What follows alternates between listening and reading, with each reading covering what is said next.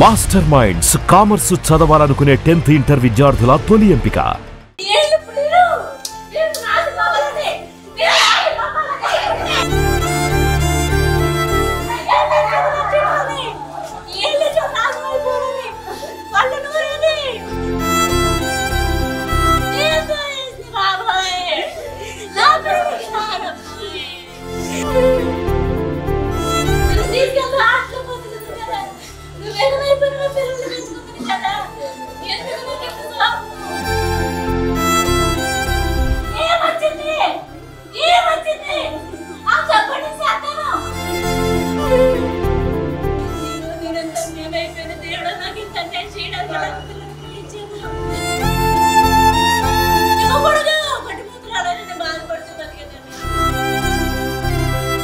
బతుకు ఆ ఊళ్ళని మన స్థలం కొనుక్కొని ఇల్లు కట్టుకొని మనం బతకాలే అన్న వాళ్ళందరూ అలాగే అంటారు. మనం అన్ని నష్టపోయాము, మనకు అది కాదు, పిల్లల్ని పెట్టేసి మనం పనికి వెళ్ళని చెప్పాను.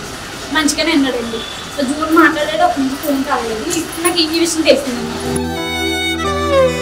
పిల్లలేరని అడిగితే ఇద్దరు పిల్లలు పడుకున్నారు అని అన్నాడు. కన్న బిడ్డలను చంపేసి ఇంటికి తాళం వేసి వెళ్ళిపోయిన ఘటన 10 రోజుల క్రితం చూసాం కదా మైలవరంలో.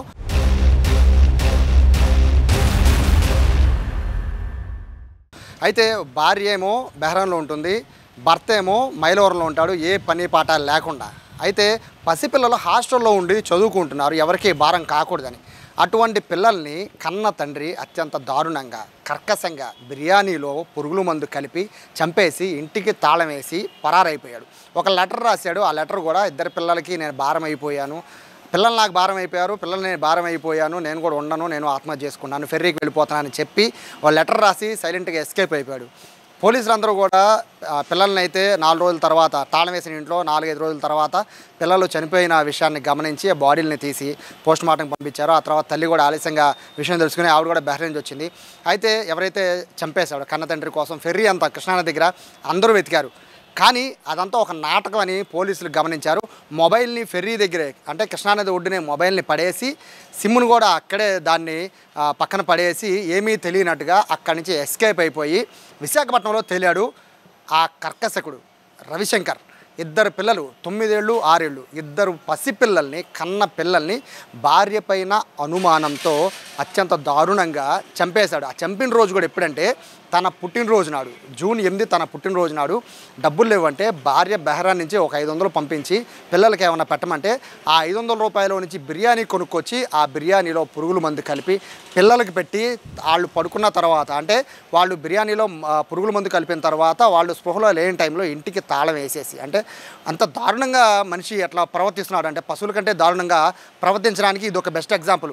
ఆ పశువులైనా కాస్త కనికరం చూపిస్తాయి కానీ రవిశంకర్ లాంటి మనుషులకి ఎట్లా కనికరం వస్తుంది? 2 కన్న పిల్లలు చిన్నప్పటి నుంచి ఎత్తుకుని పెంచిన పిల్లలు 9 ఏళ్ళు 6 ఏళ్ళు, ఇద్దరికి ఇన్నేళ్ళు పెంచిన పిల్లల్ని అలా చంపేద్దామని ఎలా మనసు వచ్చిందో తెలియదు కానీ ఇద్దరిని కూడా చంపేసిన అనంతరం ఇంటికి తాళం వేసి సైలెంట్గా ఎస్కేప్ అయిపోయాడు. అది కూడా బ్యాగ్ తీసుకుని చుట్టుపక్కల వాళ్ళకి ఏమాత్రం అనుమానం రాకుండా చాలా పెద్ద డ్రామాని మెయింటైన్ చేశాడు.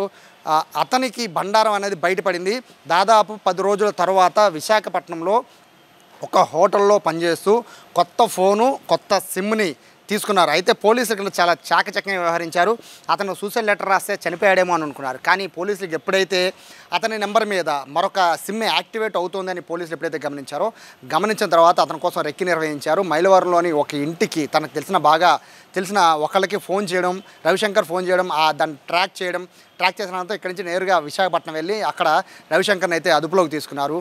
అయితే ఇక్కడ ఎంత పథకం ప్రకారం తన పిల్లల్ని చంపేద్దామని ప్లాన్ చేశాడంటే 6 నెలలకు ముందే అంటే తన భార్య బెహ్రీన్కి వెళ్ళిన వెంటనే పిల్లల్ని చంపేద్దామని ప్లాన్ చేశాడు. గడ్డం బాగా పెంచుకున్నాడు, అదేమంటే మొక్కని చెప్పాడు. అయితే పిల్లల్ని కూడా బాగా నమ్మించాడు. పసిపిల్లలకి ఏం తెలుసు. సో వాళ్ళు తండ్రి మాటలు విని దాదాపుగా ఆ రోజు అంటే ఏదైతే తండ్రి బర్త్డే రోజు వాళ్ళ పిల్లలంతా కూడా సంతోషంగా బయటికి వెళ్తున్న నేపథ్యంలో పిల్లలందరినీ కూడా బయటికి తీసుకెళ్తానని మాయ మాటలు చెప్పి బయటికి వద్దని మళ్ళీ ఇంట్లోనే కూర్చోబెట్టి బిర్యానీ తెచ్చి అందులో మందు కలిపి పిల్లల్ని అక్కడే చంపేసి మంచం మీద ఏమీ తెలియనట్టు పడుకోబెట్టేసి ఎస్కేప్ అయిపోయాడు. సో చుట్టుపక్కల వాళ్ళంతా కూడా ఈ ఫ్యామిలీ అన్యోన్యంగా ఉంటుంది అనుకున్నారు.